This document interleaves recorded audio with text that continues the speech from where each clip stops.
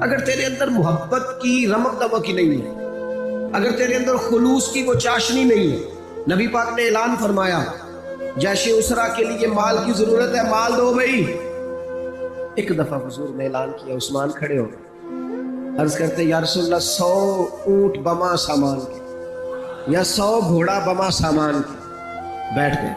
پھر کریم نے اعلان کیا مال کی ضرورت ہے، عثمان پھر اٹھ کے کھڑے ہو گئے۔ یہ سیدنا عثمان غنی کا پیار، پھر اٹھ کے کھڑے، حضور میرا 100 اور کر لیں، بیٹھ گئے۔ پھر اعلان کیا، حضرت عثمان سے رہا نہیں جا رہا، ادھر ادھر پلٹ کے دیکھتے ہیں، وہ اندر پانی لوڑ نہیں، ہڑا نو رہ براندی۔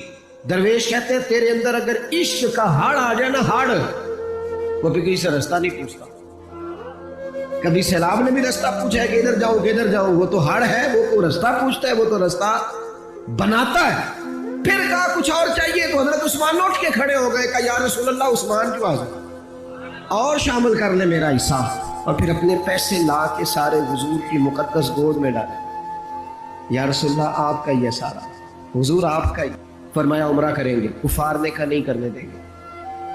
بات جب بڑھنے لگی تو سرکار نے حدیبیہ پہ قیام کیا، اور 1400 صحابہ میں سے اپنی نمائندگی کے لیے جب مکے والوں کے پاس بھیجنے کی باری آئی تو حضور نے سیدنا عثمان غنی کا انتخاب فرمایا۔ کسی کو خیبر میں بھیجا جاتا ہے تو کسی کو حدیبیہ میں بھیجا جاتا ہے، ہر پھول کی خوشبو اپنی اپنی۔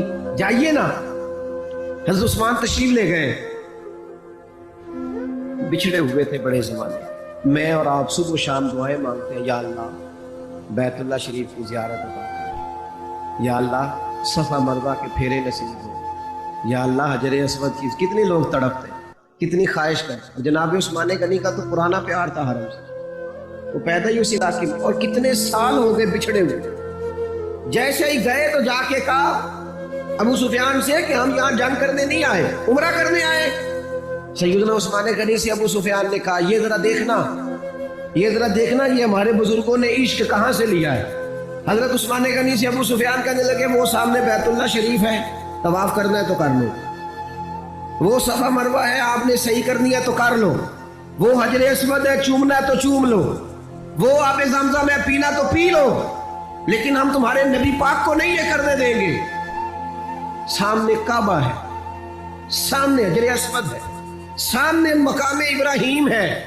حضرت عثمان کہنے لگے کعبے کا طواف اور محبوب کے بغیر، صفا مروہ کے چکر اور محبوب کے بغیر، نبی پاک کے بغیر؟ فرمایا نہ بھائی، اسی محبوب کے ساتھ طواف کروں گا جس نے کعبے کا رستہ دکھایا، انہی کے ساتھ صفا مروہ ہوگا جنہوں نے اس کا حسن بتایا ہے، جنہوں نے نماز پڑھا کہ میں تیمل دیکھا، میں نو کعبہ بھول گیا آئی۔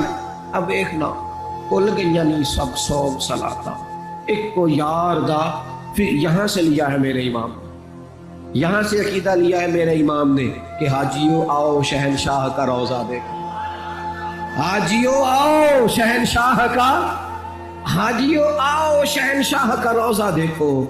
اور تم کعبہ تو دیکھ چکے ہو، اب کعبے کا کعبہ دیکھو، اور غور سے سن تو رضا کعبے سے بھی آتی ہے صدا، غور سے سن تو رضا کعبے سے بھی آتی ہے صدا، میری آنکھوں سے میرے پیارے کا روضہ دیکھو۔ میرے نبی پاک علیہ الصلوۃ والسلام کے غلام نے کہا نام بھائی طواف اور حضور کے بغیر، طواف اور نبی پاک کے بغیر نہ نہ نہ، سوال ہی نہیں پیدا ہوتا۔ ادھر ایک شخص نے بول کے کہا حضور عثمان تو بڑی موج میں ہو گئے، ہم تو تڑپ گئے مکے کی یاد میں، عثمان تو بڑی موج میں طواف کرتے ہوں گے، صحیح کرتے ہوں گے۔ محبوب نے پلٹ کے دیکھا، فرمایا وہ میرا عثمان ہے۔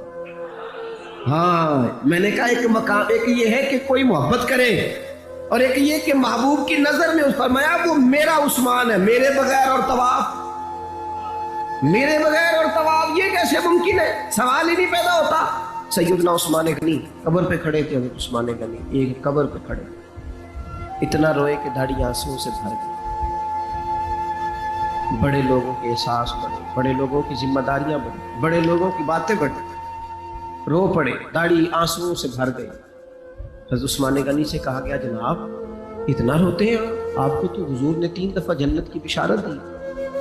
تو سیدنا عثمان غنی فرمانے لگے جس کریم نے 3 دفعہ مجھے جنتی کہا ہے، اسی کریم محبوب نے فرمایا ہے قبر آخرت کی منزلوں میں سے پہلی منزل، جو یہاں پریشان ہوا کہیں آگے بھی نہ ہو تو احساس ان کی زندگی ہے۔